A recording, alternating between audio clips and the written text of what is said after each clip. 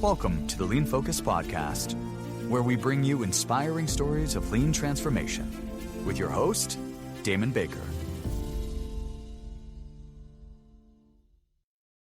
I think the natural inclination for most leaders, especially leaders that are starting new in a role like yourself as president, is to jump in right away, roll up your sleeves, and start implementing solutions to perceived problems. How do you resist jumping to conclusions before you've seen the work firsthand? You mentioned going to Gemba as an example. This is a fantastic question.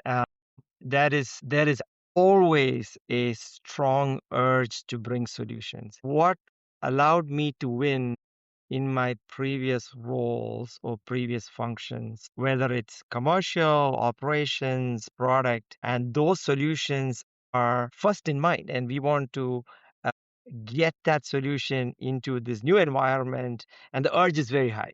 But I personally, and I recommend that to others as well, is what got to those previous solutions is what the winning element is. It's not the solution. And what got to those previous solutions were diligence in analytics, diligence at Gemba, understanding all stakeholders, what they need. The foundational work that was done, probably multiple iterations of that foundational work that was done in my previous life that got to a winning solution is the thing I want to bring to the table, not the winning solution.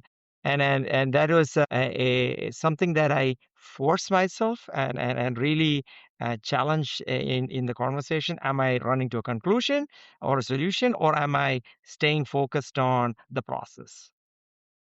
That takes discipline. Why do companies, in your view, treat customer issues and internal issues as separate problems? And what changes, in your view, when you start seeing both of those things through the same lens?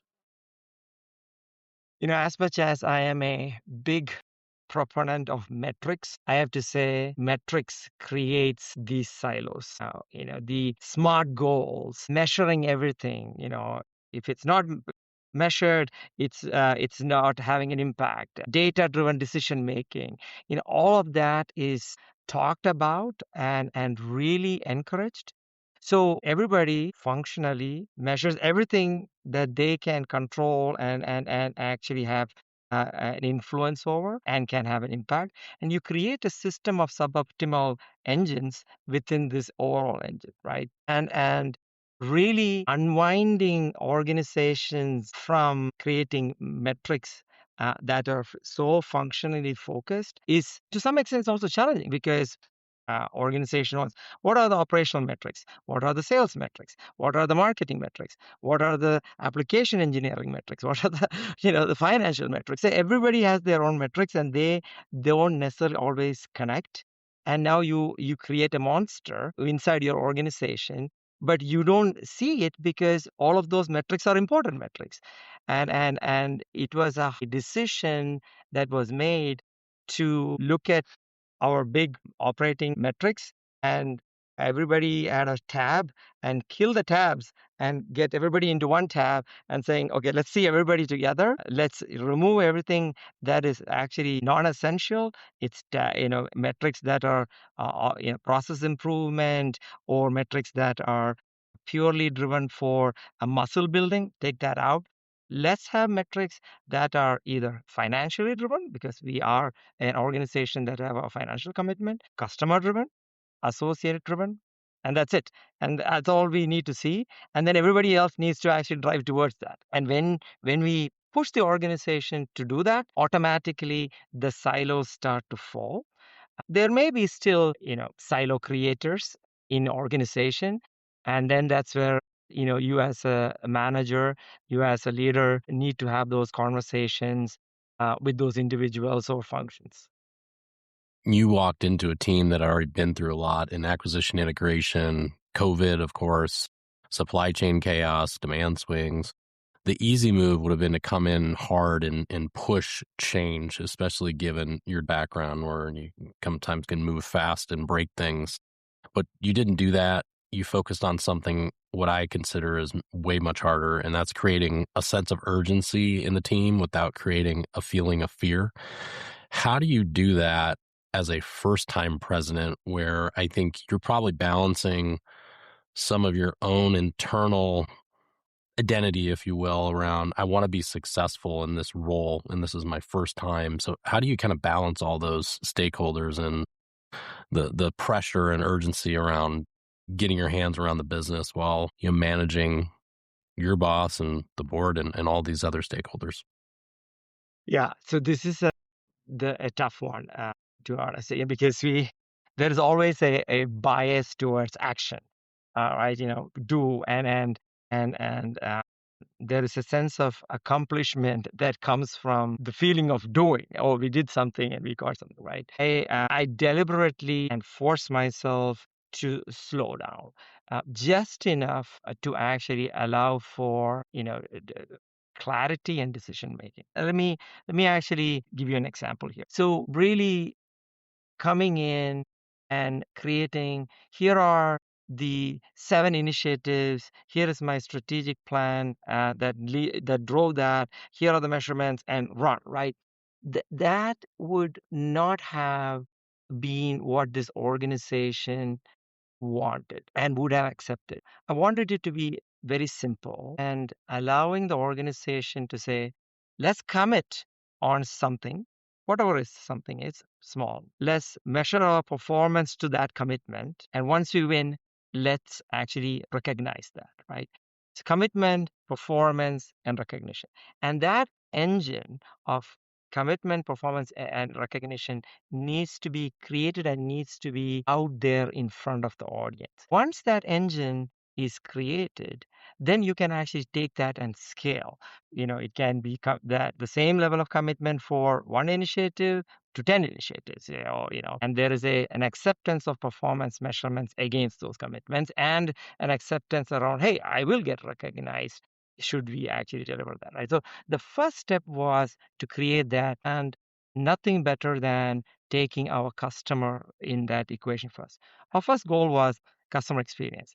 We need to be a predictable organization to our customer.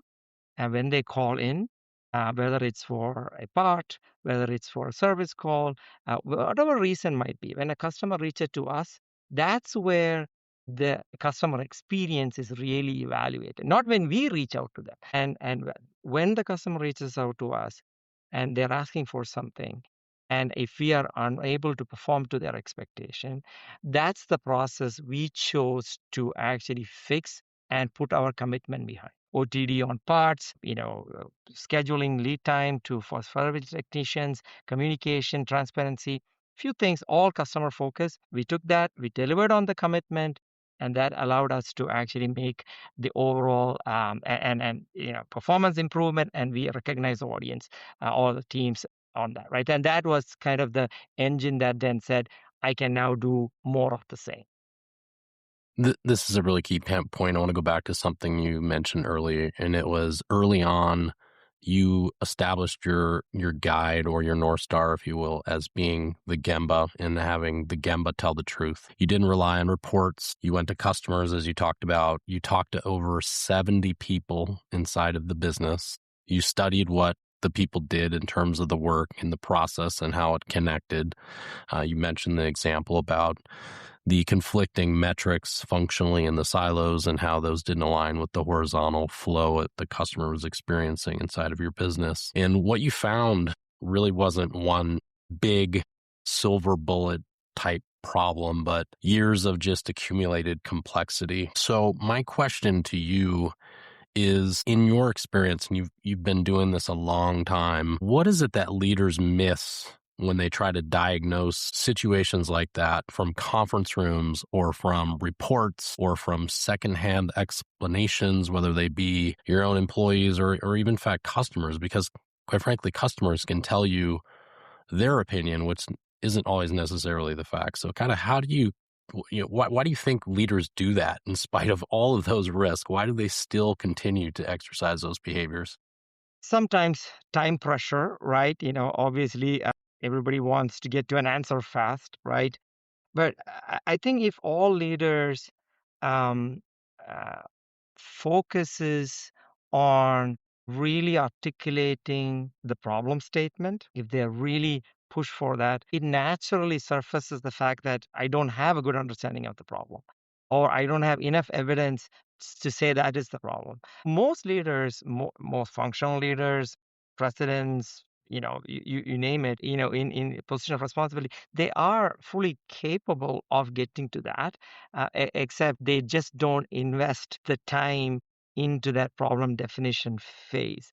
And when they circumvent that process and shortchange that, that's when you immediately have a mediocre problem statement that is built on a solution in your head, and then immediately tie the solution to it, and then you're like, oh, you know what, I have an answer, right? Versus, if you are honest about the problem identification process, or really understanding, you know, what's your, what's the plan? Where are you at? What's the gap? Is the gap, expanding, shrinking, flat, right? What is the relevance of this problem? Should I be spending time on this problem, or there are other problems to spend time on, right? Where simple tools like Pareto analysis. What's the first level Pareto? What's the second level Pareto? As cliche as it sounds, just asking the 5 whys and really understanding, what are the Gempa evidence that support that, right? The basics of that process sometimes looks not very sophisticated and looks old school. A3s from the 50s or the 60s, who cares? Or the problem solving forms are old school. Guess what? It still works. So so staying on that and really never thinking about countermeasures until you get to that is the discipline that we want to encourage in the organization. And it starts with you, and then your team, and then from there to the next team. So I spend a lot of time on problem definition finesse and Gemba evidence, and really pushing on that. I am far less focused on the countermeasures and the solution, because as soon as we get to the problem definition and the Gemba evidence tight, the teams are fully capable of coming with the answers. We don't need to. I don't need to be there. They know far more than me to come to those answers. I may need to come back into a follow-up to make sure that they do execute. That's something I come to do. But I don't need to be part of the solution finding. The leaders who actually are focused on solution finding or gets thrilled in solution finding, I think they're missing the boat. They're not building the capability on problem solving. Yeah. That's so true. There's always a moment in transformations like this where the work becomes real. It's almost like a point of no return. For you, you characterize that as where you move from diagnosis, which we've been talking about, to an organizational commitment. You mentioned a little earlier about tying or at least realigning metrics, but you tied those performances to incentives inside the organization. You made the challenge visible to the entire organization. So what changed the moment you made the commitment public? It's almost like announcing to your friend group that you're going to lose weight starting January 1st, and you put it on Facebook. So That is exactly it. Yeah. Yeah. So what changed?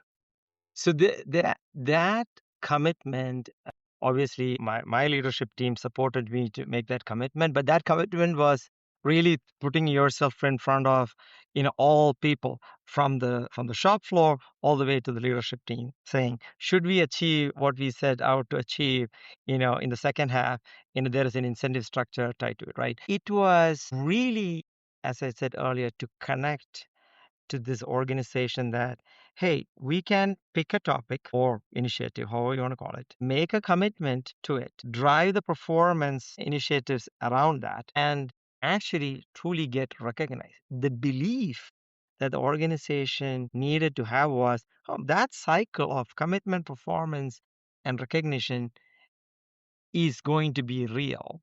And once I can create that belief in the organization, then it's easy for me to scale that belief into multiple initiatives.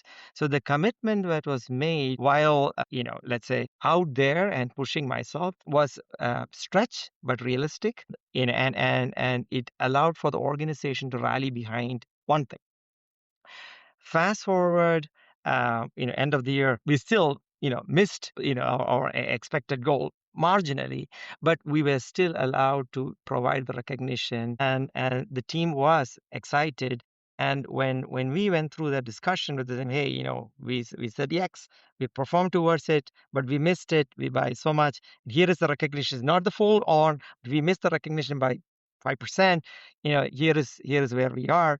The immediate next question from the most of the audience was, okay, what do I need to do for next year to get 100% of this, right? And the belief that there is a commitment, performance, and recognition can actually work immediately triggered. Now I'm able to scale that. And that entire goal was to create that belief. I'm curious, why did you frame it as a muscle build instead of a transformation? And you were very deliberate in that choice of words. Yes, this is I been in situations, and I'm sure many of you have heard, new president comes in, and we are taking a new direction.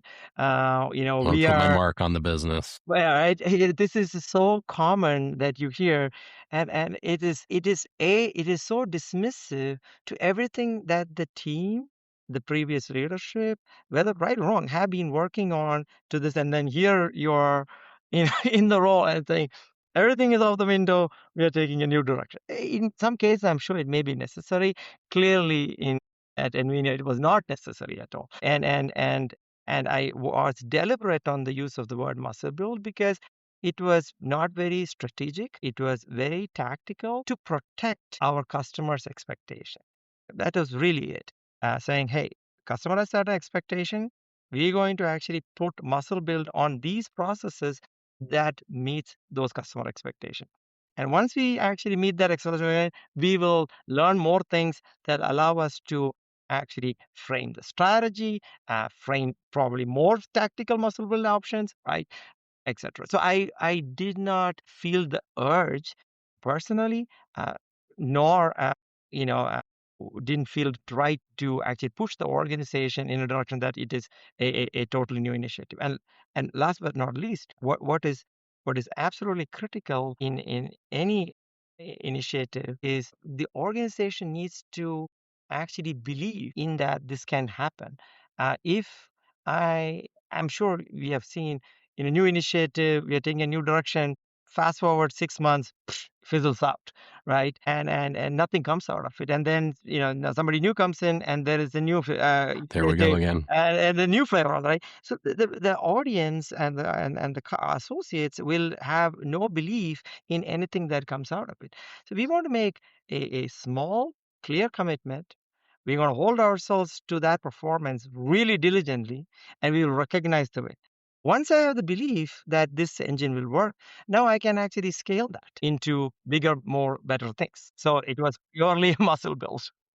Yeah, this is a great segue into the next topic. You emphasize something, in my opinion, most leaders overlook. I wrote this down twice because I think this quote is awesome. Trust is rebuilt through say-do ratio. I'll say it again. Trust is rebuilt through say-do ratio. Not announcements, not strategy decks, but what we said versus what we did. So in your view, why is the say-do ratio the foundation of, and I won't use transformation, muscle building in this example? Couldn't agree more, right? This is it is so foundational to the Kaizen philosophy, right? We finish a Kaizen, we actually have to follow up and make sure it's sustainable, right? And sustaining, throughout, right? So if you take that and expand that to a much more bigger scale, right? We make a commitment as an organization. We did that in August all hands. When we did the November all hands, it was exactly the same elements of the August all hands. Here are the 5 things we said we're going to do. No, sorry, not even 3 things we are going to do. And did we do it? How far have we moved the needle?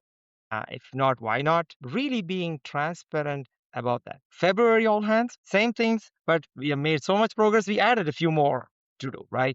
So just making sure that the follow up of what you said and really bringing the visibility that what you say and what is what you do really gives the foundation for the organization, multiple layers, to believe that, this leadership team, when they actually put themselves onto something, they're on it and they follow up, they give us updates on it, and that then becomes part of the expectation we create at every level of the organization, where, hey, if you say, you do. Because if you don't do what you say, obviously there is a lapse in trust for your internal or external customer, and that's just going to erode our ability to excel. So follow up with that foundation. If you were to devise a playbook, how would you operationalize say do instead of a company in an organization, instead of just talking about it? Mithun's doer's manual of say do ratio. The do ratio. So I think operationalizing the say-do ratio is really, foundationally based on follow-up. That is the core to making sure the do happens. A lot of people say, and then nobody follows up on the do. So then the do just fizzles off, and then obviously trust fizzles off.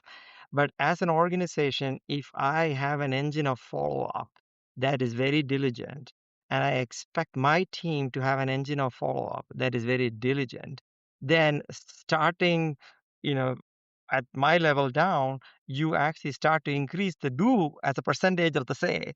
And Yeah. now suddenly, the trust factor starts to improve.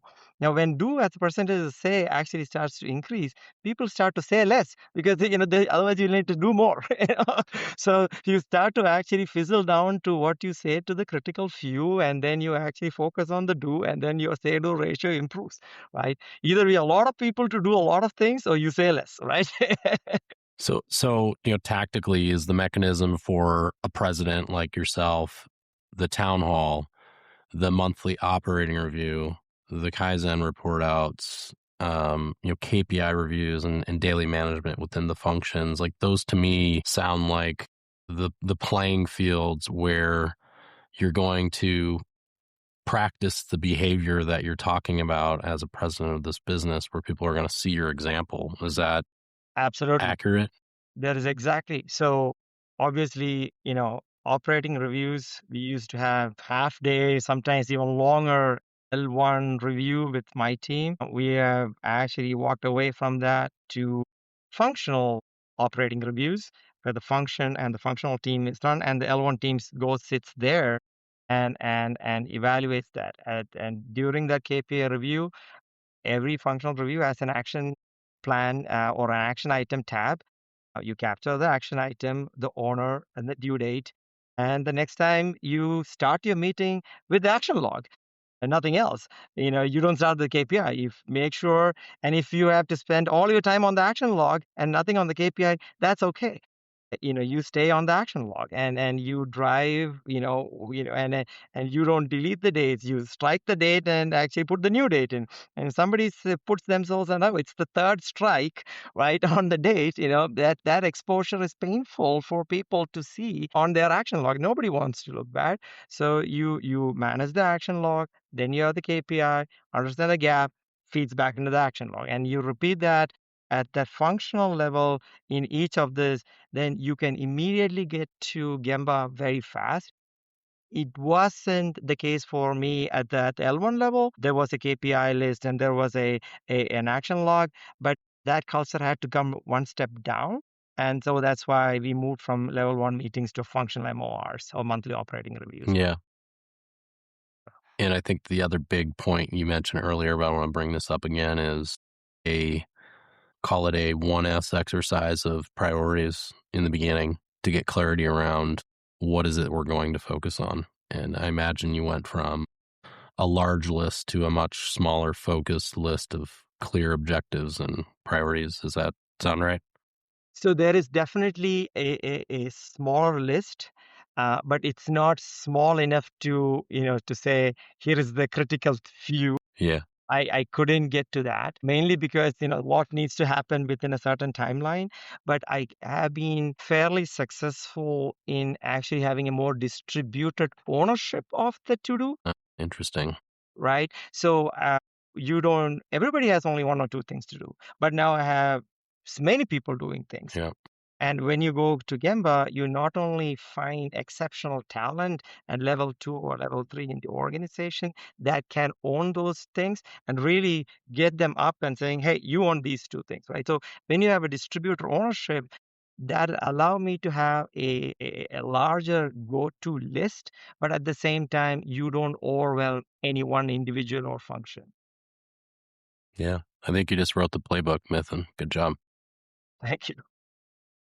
And now, a brief word about our podcast sponsor. Lean Focus knows that the most effective way to improve the bottom line is through lean transformation.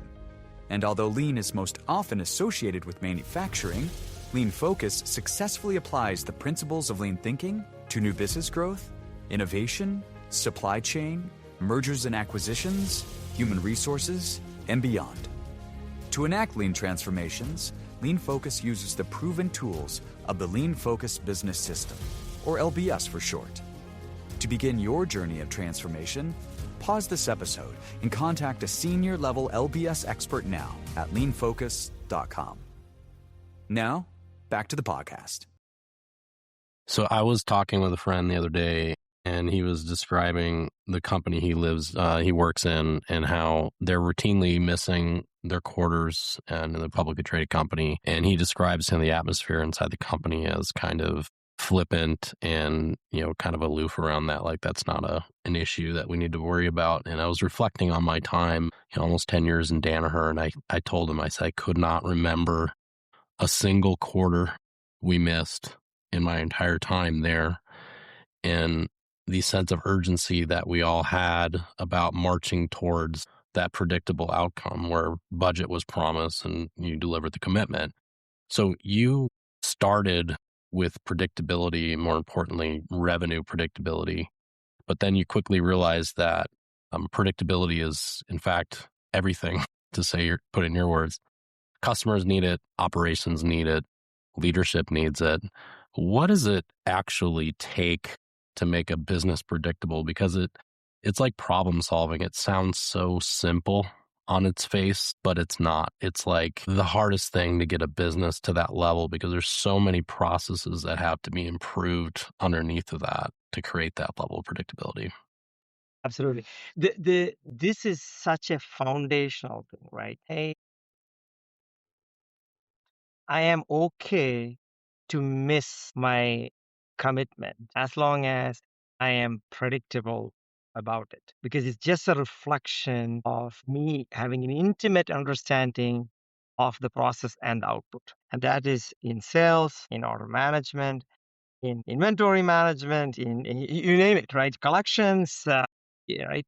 An intimate understanding of the process and a very controlled process will give you clear predictability. Do you expect that on the plus side too? So if the team comes back and hits it out of the park? For me, that's not good. That's not good. That's not good. That is not predictable. That I appreciate it. I'll take it. That is equally bad as you miss, because you do not know. So hitting it out of the park is as bad as actually missing it, right? Because if you hit it out of the park and did not know, that means tomorrow you may miss it. So predictability is appreciated. Huge wins or huge losses are not appreciated, right? And that is a culture that needs to be created. When you hit forecast, you win. You win. When you beat forecast, you appreciate it, but you don't celebrate. When you miss forecast, you don't celebrate, right? You create a culture of being predictable, which then allows the sales team to think about the forecast more diligently, right? And not sandbag, or think through very carefully about what they think has the forecast. And I'm okay if they actually hit it out of the park, but they say my forecast is X, but I have an upside of Y, and Y came in, that month. completely acceptable because it was a predictable, part of the equation. I forecasted an upside. I have a delivery, and I am expecting so much to ship out, and I did ship that out. I planning to ship out X. I shipped out 2X. Not predictable. How did you not know that, right? That you shipped out that, right? When people actually deliver those 2X and hit it out of the park, and we actually celebrate, you're often celebrating heroics. And when you celebrate heroics, then you create a whole bunch of MacGyvers inside the company, right? Throw him in there and he fixes it, right? And then he comes out as a hero, right? I don't want any MacGyvers. I don't want any heroes, inside the company, right? So that is something that needs to come from the president in his tone and in his appreciation, right? So and that's something that I've been setting from the very beginning, and giving them the comfort, because when teams are feeling comfortable that their predictable, let's say projection is not going to be punished, they will bring up the projection. If they don't know how to bring it, then let's go fix the process behind it, or the system behind it, or so that they can actually bring that predictability. And when they work towards that, right, and then you give them the air cover to be predictable, then people start to work towards that predictability. And that is something you cannot waver. While I do appreciate the month and the quarter where I am, super successful, in the back of my mind, I'm problem solving. Why was I super successful? Why did I actually do 2X sales, right? We have had a fantastic Q1 and year-to-date growth, right? Awesome, right? I'm super successful in this year. The team is super successful, but you immediately want to problem solve the success and understand the root cause of the success. Is that a function of the process improvement that we put in place, or is it just we got lucky, right? So in the same year, we're in 2025 still, December becomes the real test. I'm assuming this is your year-end, quarter-end. Is that true? Yes. So every shipment matters, every part matters, every assumption matters. And we talked about predictability earlier, and you made a very clear call. You said to the team, I do not want your filtered optimism. I want the truth. That's easy to say. It's hard to live. And as a first-time president, and you're not the person sitting next to the person in the hot seat. You are in the hot seat. So what did you learn about that leadership under that kind of pressure?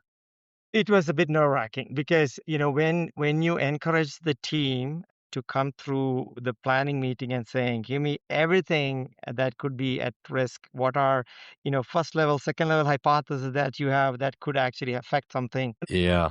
Was it like your kids when they come to you and they say they did something wrong and they give you like 10% of the truth and you got to pull it out of them? Or was it different?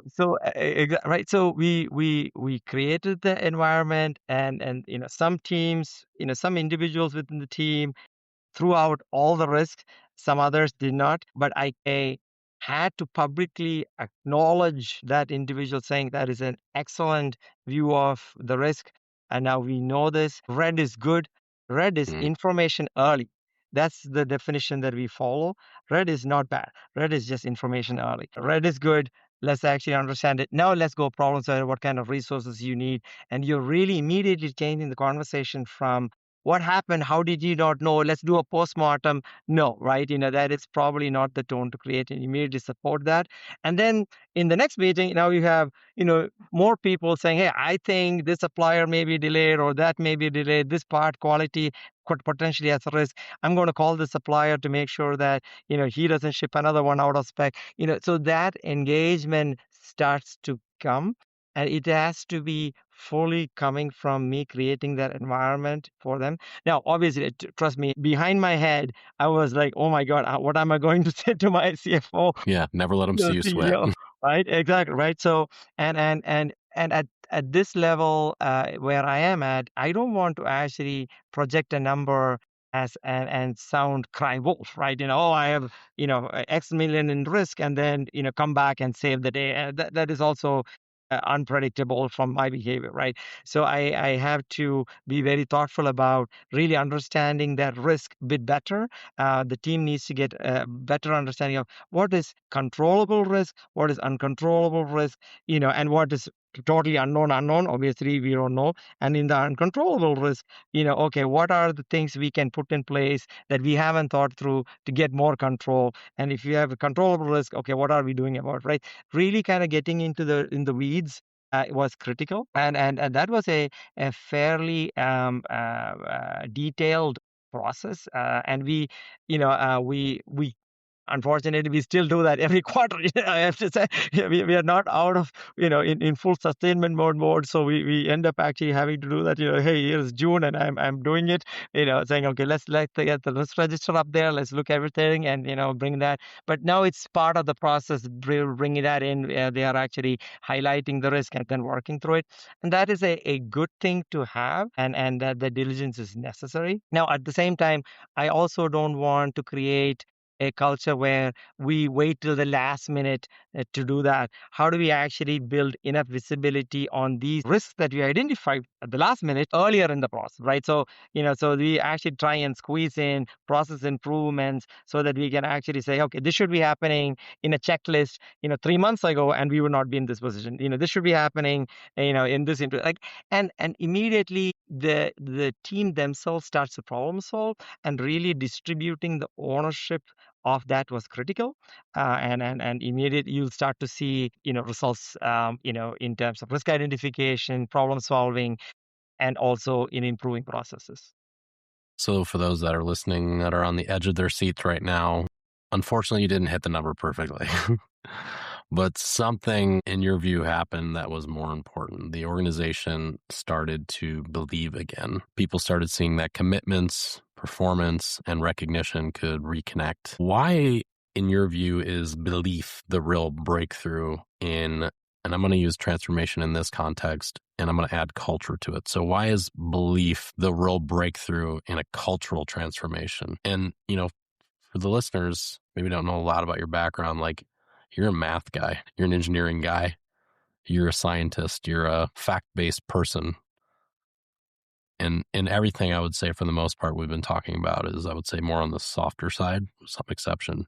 But this is a really important point. So why is belief the real breakthrough in a cultural transformation? At the end of the day, no organization is at a surplus of resources, whatever resources you need, right? Whether it's people, systems, etc., right? So in order to execute a transformation that is really taking a company to excellence, every individual, and I mean every individual, should be willing to go that extra mile, right? We'll never get there, right? But the aspirational goal is that every individual has that founders each in their skin, under their skin, that they are going that extra mile, right? And that going that extra mile can only come if they truly believe in something that is beyond, hey, my task at hand. I am here to do being part of a story that is bigger than me, right? And that is so critical for the company to perform, for the business to highlight gaps, to really bring the red forward and not feel uh, that I am throwing my buddy under the bus, right? All of that is foundationally based on the fact that I believe in this and I know you believe in this. So when you are bringing something up, great, right? There is, I want to, join hands with that, play, right? So belief is critical. And belief without a circular loop with recognition, it will fizzle out, right? And so that should end with a recognition, whatever the recognition might be, right? It could be a financial, it could be a team-based outing, team-based event. It doesn't matter, right? All different people want recognition in different ways, and how we cater to that is important. So belief supported with recognition allows every individual, or as many individuals as possible in the organization, to go that extra mile. And if we have done that well, they are all believing in the same thing and they're all chasing the same thing, right? Versus if it is in silo, they are all believing in something, but driving in 8 different directions.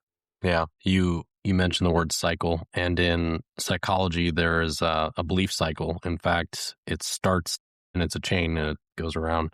And it starts with beliefs, which lead to thoughts, which lead to decisions, which lead to actions, which lead to results. And those results then continue to feed belief. So if you don't start with changing how people believe, they won't think differently about their work or view things as a problem. Therefore, they won't decide to take action. Therefore, nothing will change, or in fact, it may get worse. And I think this is I believe this is probably the least understood aspect of lean transformation, is this piece we're talking about right now. What's your thoughts? I didn't know there was a psychological play behind it. I totally agree. I couldn't agree more. And the fact that, people across the organization, some of them came and said thank you to me when we create the incentive. People wanted, okay, what do I need to do to get 100%? What's our goal for this year? Those are fantastic questions to come from the organization, right? So suddenly there is a belief. Now, there Yeah. are thoughts, right? The cycle you just mentioned, right? Yeah. And that is foundational, absolutely foundational. And I think those questions signal commitment too. Yes, absolutely. Absolutely. And we have been in scenarios where, we hear something and we kind of roll with the motion, but we don't truly believe in it, right? And then, it's like when it fizzles out there, I knew it, right? I'm at fault too in that, right? I didn't believe in it. And that belief was never cultivated in me for that initiative. So I have to foundationally create that and build that foundation of belief and then, cycle through this. I really like this quote from you as well. The goal is not to perform under pressure. It's to perform without needing heroics. And you mentioned no MacGyvers inside of nVenia. I like that line. You shifted from centralized reviews to functional ownership, closer to the work and the process, the Gemba. In your view, why is moving ownership to the Gemba or close to the Gemba the unlock?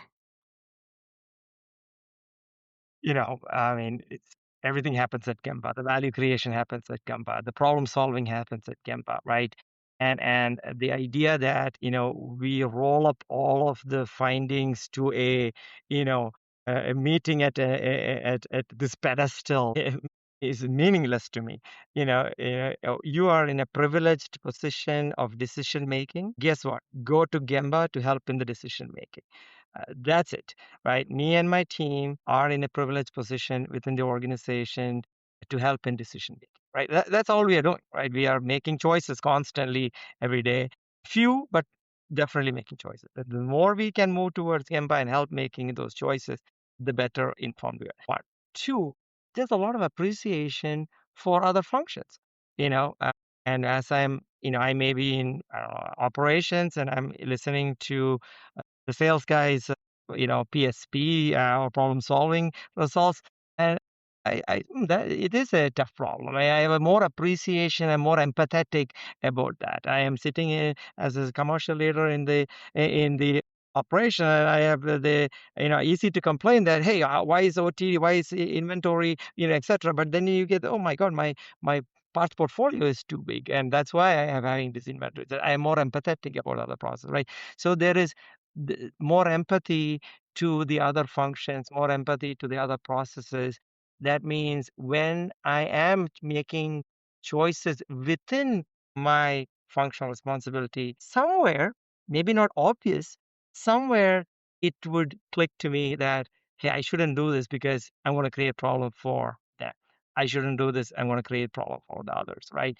And the better leaders will naturally embrace that. Some may think about it and say, I don't want to care about it. Those silo creators will not be in the organization or will be coached differently. But at the end of the day, that move closer to Gemba allows us to really be making quicker, faster decisions that supports the entire business. Yeah. In my experience, I've seen two things happen to people in your role. One is the level of truth filtering, and I'll explain more about that. That happens is a function of the levels of leadership that exist inside the company. So, for example, if you're a really large organization and it's 10, 12 levels of leadership all the way to the front line, and you've structured your daily management to happen at all those different levels, any problem that elevates to the top has gone through 10 levels of filtering before that information reaches the top, because everybody's putting their spin on the facts, especially if you have a organization that's not transparent and used to talking about reds. Like, it just naturally happens. So that's one problem. The other problem is it's a function of the org chart itself, and it's designed vertically. And you spent the first 1/3 of this podcast talking about how your processes, your customer experiences your processes horizontally. They don't move through vertical levels inside your organization. They don't care whose manager reports to who and what function is responsible for this metric. They only know that they didn't receive their shipment on time. All right. So CEOs insulate themselves from that because they want it all come to the top rather than go to the workflow and walk it horizontally and see where the areas of process gaps are. Any reaction to that? I couldn't agree more. Customer doesn't care whether it's an operational problem, warehousing problem, system problem, or entry error. It's like nVenia didn't do. That's all they know, right? Yeah. We are in one box as far as the customer is concerned, right? They see everything horizontally. Now, how do we actually create that? Is it's said in way too many times. But if you actually build your process muscle around the customer backwards and actually allow for the teams to go closer to Gemba, you start to see where things are falling apart, and then you actually start challenging and fixing those problems. Where when you have a problem and you immediately the first set is why did that happen? How who did this why did we not know about this earlier, right? You put that individual who brought the the information gap and highlighted it in a spot, right, at that meeting, right? You immediately kill the spirit for them to actually come back to it. And there is always a postmortem, 100%. There is always a root cause analysis, definitely, right? But let's take that in a separate setting specifically for that right now. And when you separate, hey, I am informing you, and let's problem solve this together into two different, could be within the same meeting. Hey, can we spend the next hour really root causing this, right? It's a good segue versus you jump on that individual, right? So when we actually create that dialogue, people tend to hide behind the red, and hopefully it just fizzles away. Yeah. And we here and embrace the red, right? We have done, we always said that, embrace the red, right? If a chart is all green, something is wrong, right? Embrace the red, right? And that's the same culture at nVenia. We want to embrace the red. People should bring it up. Red is just information earlier. That's all it is. You had so many great quotes. This is another one of my favorite ones, not to outdo the previous two. And I think it really summarizes the whole story, in my opinion. Don't walk in as the hero, walk in as the student of the system. Unfortunately, that's not how most leaders are wired. So for CEOs listening to this, what's truly the hardest part about leading that way? And before you answer the question, I've known you a long time, and I would say naturally you've always been a very humble person. So like humility, I think, is a quality that you need to have in order to be successful at that. Anything you would respond to in terms of what's the hardest part in leading that way? And do you think that humility is a big piece of that? And if you don't have that, you can't lead this way? I absolutely think humility is a big piece of it. I also think people, leaders, whether it's president, CEO, doesn't matter, any manager, right, should get the thrill in problem solving versus the thrill in solutioning. The All right. discovery aspect of it, the Exactly. learning, right? Right. So you delegate the solution to somebody else. you be with them very diligently and not accept vagueness in the discovery.